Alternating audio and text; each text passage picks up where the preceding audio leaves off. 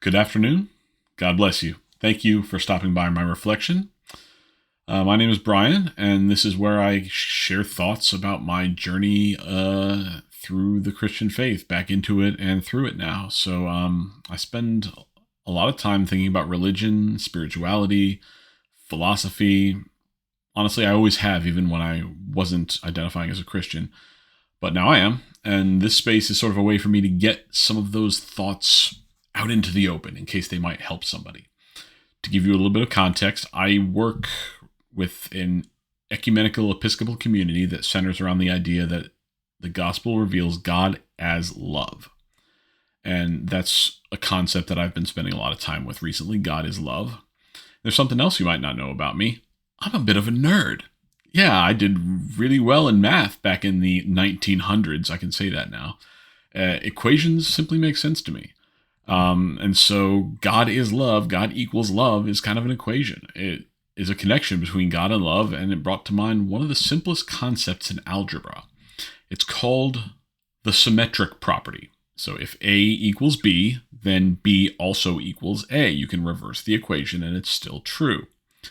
So when I read in First John, twice in First John actually, that God is love, I don't just stop there. My mathematical brain turns it around and says, love is God. Love equals God. So if God equals love, love also has to equal God. Love is God. And that's kind of a more radical idea than we might think. It means whenever we see real love in the world, if we accept this, whenever we see real love in the world, we are seeing God. So when someone shows us love, they're showing us God. When we show love to someone else, we are letting God shine through us or reflect off of us. And the reverse is also true. This is kind of a bit of a challenge. Where there is no love, there is no God. That which is unloving cannot reflect God, not truly.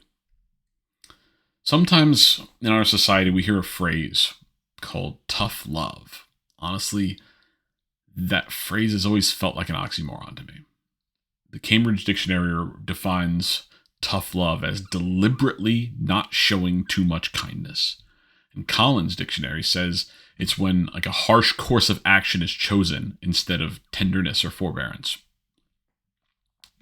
But that's not what Paul describes when he describes love in 1 Corinthians 13. He defines love. Paul says love is patient.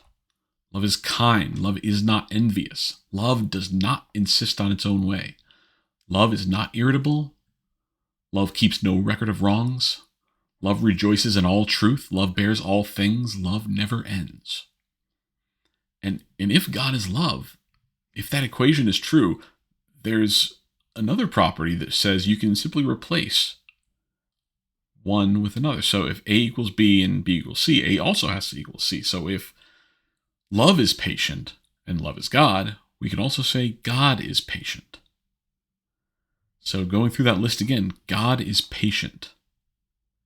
God is kind. God is not envious.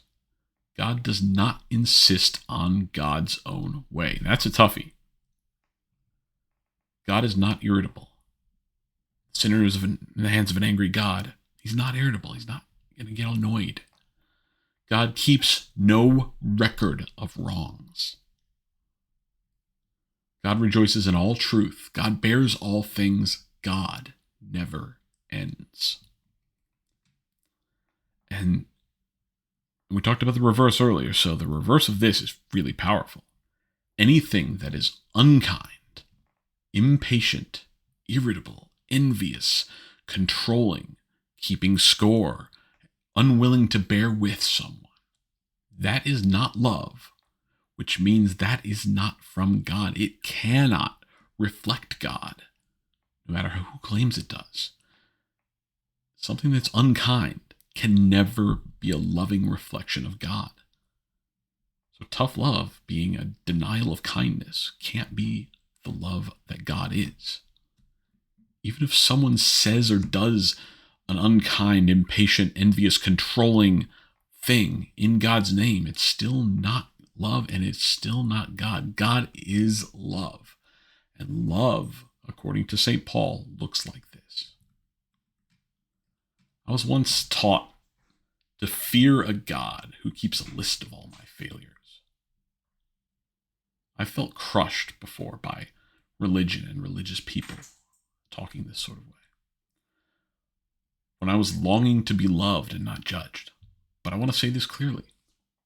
Like me, if you've ever felt this way, if you've ever been told that God is anything less than love, that's not who God is. God is love, and love is kind. Love is patient. Love keeps no record of wrongs. Love never gives up on you, not even once. And that's who God is, in my understanding. Thank you for listening. I hope my thoughts as of late have resonated with you. While we may not all have the same interpretations of the scriptures, the same exact beliefs on certain levels of orthodoxy or whatever, I'm not giving mine in order to debate here. I'm simply sharing it in case someone might resonate with it. So that's what I've done here. Grace and peace to you.